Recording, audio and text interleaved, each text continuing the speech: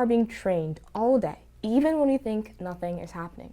By the videos you watch, the music you repeat, the people you listen to. You think it's just background, but it's shaping who you are. So most people think that consistency is just about discipline, trying harder and pushing more.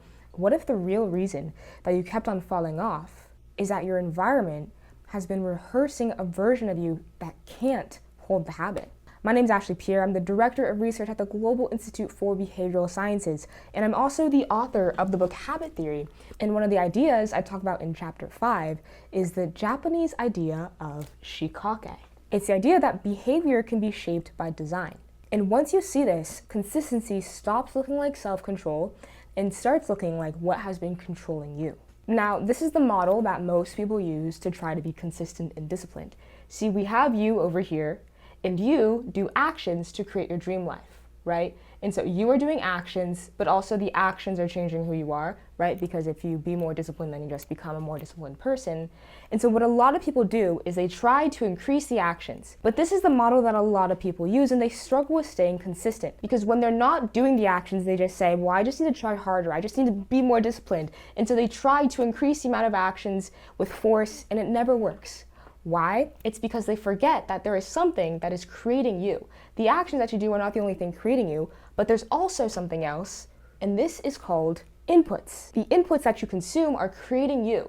The inputs that you consume are either making it easier or harder for you to do the actions that create your dream life. Stop focusing all of your attention on the actions and trying to do the actions, and focus on the inputs that are creating you. And this is a term that I reference in the book called input theory. Consistency starts earlier than effort. It starts with your environment.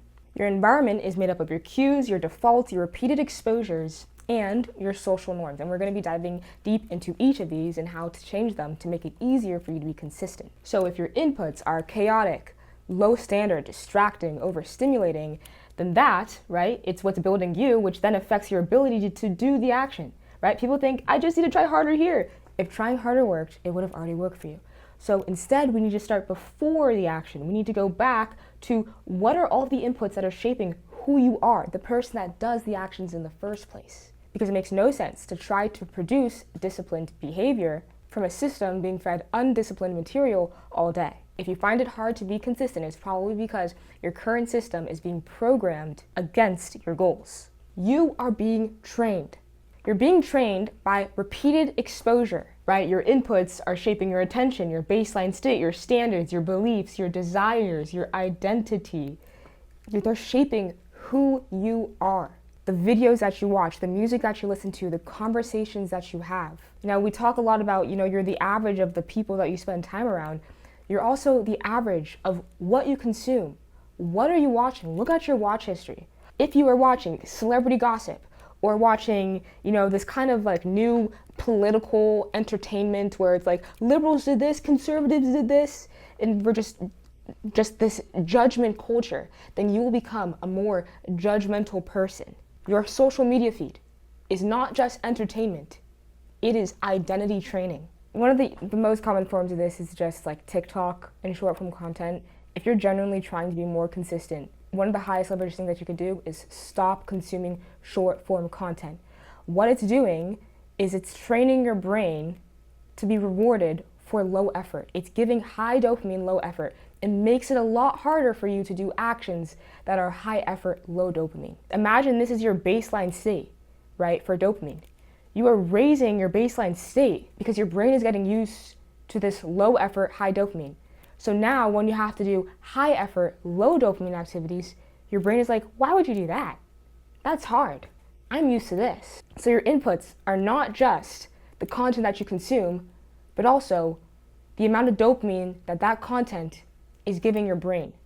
How you train your brain. Are you consuming content where people have the perfect bodies, the perfect life? And that's then training your brain. It's not even in your control, but unconsciously to start comparing your life and comparing yourself to what they have. You're comparing your real life to their highlight reel, right? So inputs are not just the content, but also what this content is doing to your brain. What this content is doing to your thoughts. The thoughts that are generated from consuming this type of content. Now, you might think, oh, thoughts in your control, I can just think better thoughts. Like, positive thinking is this new common trend. A lot of people don't realize that the thoughts that pop into your head, most of your thoughts are not in your control. They just pop into your head. So what we want to do is we want to consume content that then leads to better thoughts popping into our head. The easiest thing to do is look at your YouTube history. Look at your TikTok history. Look at the content that you consumed in the past and ask, what kind of person is this training me to be? What kind of thoughts are popping into my head after I watch this content? Are these thoughts that help me and motivate me to build my dream future? Or are they thoughts that make me feel bad about myself? Are they thoughts that make me judge myself and judge other people? Look at what you're listening to every day. Look at the conversations that you're having. This is a map of what identity your current system is rehearsing. And this identity either makes it easier or harder for you to be consistent. Consistency. Consistently doing these actions, it comes before the actions. It goes back to your inputs. Now, the next thing to understand is that you have all of the power. You have all of the power to control your inputs. Your inputs are a greater reflection of your past self than your future self. So you need to ask yourself, and I have another video talking about actually how to define the vision for your life, break that down into habits, and so you know the action that you need to consistently be doing, right? That's the first step, having complete clarity of where you want to go. But ask yourself, what identity is this content training me to become? In your feed, start clicking mute or not interested in content that isn't building your future, isn't improving your thought quality. Your inputs are not only your content, but also the people around you. If you're trying to be more disciplined, then reduce your contact with people who are addicted to habits that you don't want to be addicted to. Sometimes you're not able to completely cut these people out of your life, but just reduce your contact with them. Look at the energy of the people around you. Their standards are going to become your normal. You might be hanging out with people who make your ambition feel weird and feel wrong. And as much as you might say, it makes it feel wrong, but I'll keep trying to do it, you're making it harder for you to be consistent. If your friends make you feel wrong for stopping drinking, for working on your business while they're hanging out, and you choose to keep them in your life, you're putting their feelings over your goals. Stop compromising and commit to the identity that you're trying to build. A lot of people think like, oh, well, I'll just keep them in my life. Like, it might be making it a little bit harder, but I want to keep them in my life. They've been in my life, forever. Like I said before, your current inputs don't reflect your future identity. They reflect your past identity. Your current friends reflect your past self. If you're trying to become your future self, you need different inputs. The part that's tough about this is the higher up you go, the higher standards that you have, the less people you're going to have in your life, because high standards are rare. If we look at the average American's broke, overweight. So when you're trying to set higher standards and decide not to be that, then you're not going to be able to be friends with as many people because those are their standards. Low standards have become the average standard. And so you're being tricked into thinking, well, as long as I'm average, that's okay.